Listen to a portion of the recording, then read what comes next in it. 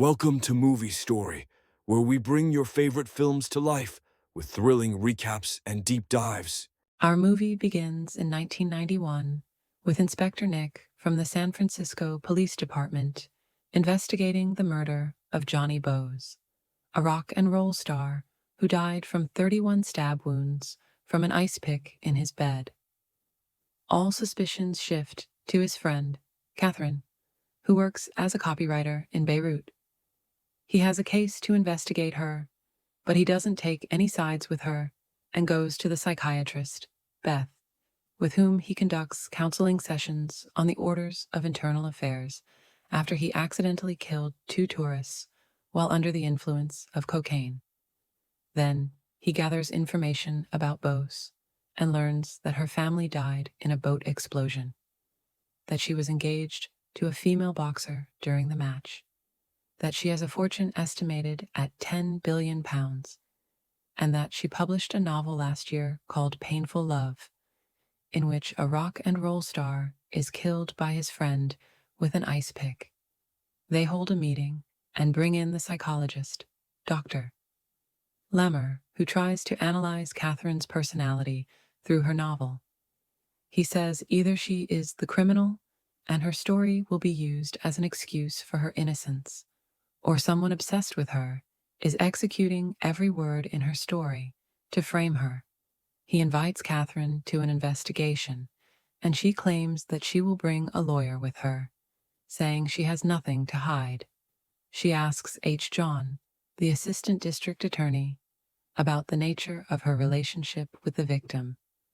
She tells them, "I had a relationship with him for a year and a half, and during this relationship, we were doing new sexual things."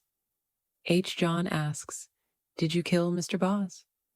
As expected, she says, "It is stupid to commit a crime in the same way as the rhyming story, meaning that it is as if I am announcing to everyone that I am the killer, and I am not stupid to do this." She adds, "I did not say anything. I was just having a relationship with him, and we were smoking cocaine together." They actually put her on a lie detector test, and she passes. Nick takes her home in his car and tells her that not just anyone passes the lie detector test. She tells him, "I passed it just like you did the hour after killing the tourists."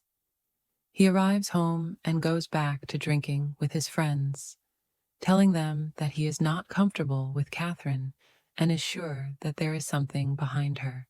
It is not normal that her family, her boxer fiancé, and her lover all died without any suspicion against her. After he drinks, he meets the psychiatrist Beth and spends the night with her. The next day, Lieutenant Walker tells him that a crime with the same details occurred in 1980 with a university professor who died from an ice pick wound. Catherine was a student of his, and he was also her psychiatrist. This leads to a full investigation into Catherine's life. Nick is responsible for monitoring her house and her movements. He follows her and sees her visiting a woman named Hazel Dobkaz. After he is released, he discovers that Hazel was accused of murdering her husband and her 3 children in 1956. The next day, he goes to ask Catherine about her psychiatrist and whether she had any relationship with him. There, he finds all his pictures and newspaper articles about him. When he asks about the reason, she tells him, "I will take him as a reference for the main character in my new novel." She then asks about his feelings when he killed the tourists while high on cocaine and unconscious, adding, "That is the truth. His wife could not bear it, so she killed herself." He leaves and goes to his psychiatrist, Beth, and quarrels with her because he is sure that Catherine saw his psychological file and knew important information about his life. She tells him that Officer Nelson is the one who sold his file to her. He goes to Nelson's office, hits him in front of everyone, and leaves. That night, he receives a phone call. Nelson has been killed, and he must come immediately.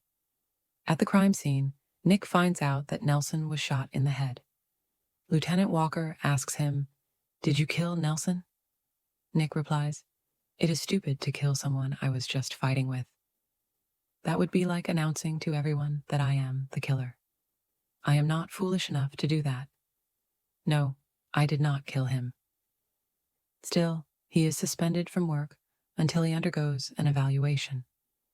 He is later pardoned by his colleague, Sam, who was responsible for investigating the explosion of Catherine's family's boat.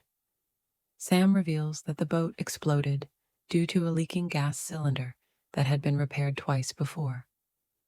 Her family also did not have life insurance on themselves worth $5 million.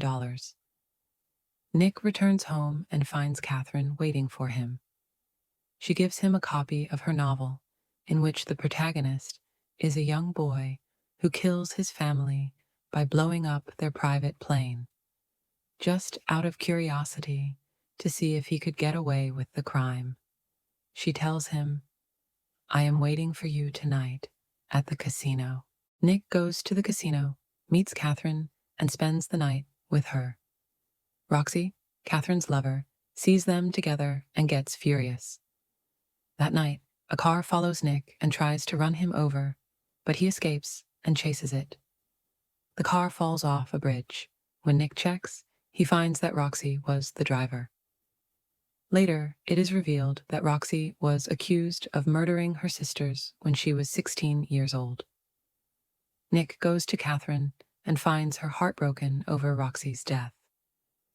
She tells him that she has had no luck with her friends since college. She even had a friend named Lisa, who was a stranger at first, but started dressing and doing her hair like Catherine. Catherine suspected that Lisa was the one who killed Johnny Bose. Nick investigates Lisa and discovers that she is actually Dr. Beth. When he confronts her, she tells him Catherine is mentally ill. She made up this entire story to get away with her crime. Nick doesn't know who to believe. When he returns home, he receives a message. "If you don't believe me, go to the university and you'll find my report against Lisa from years ago." However, the report is missing from the archives. He learns that Officer Nelson took it and never returned it, which makes him suspect Lisa even more. She might have killed Nelson to erase any evidence linking her to Catherine.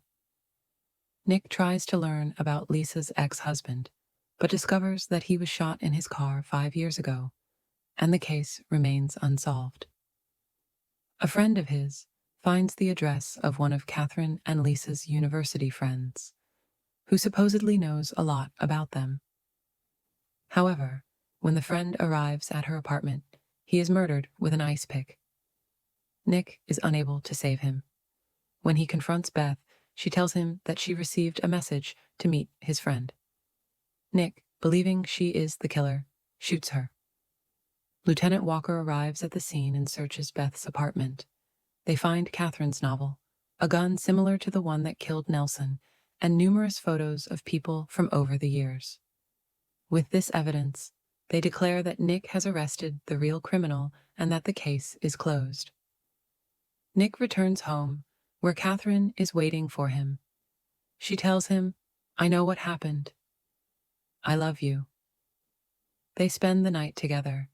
While they are in bed, Catherine reaches her hand down, as if to grab something from the floor.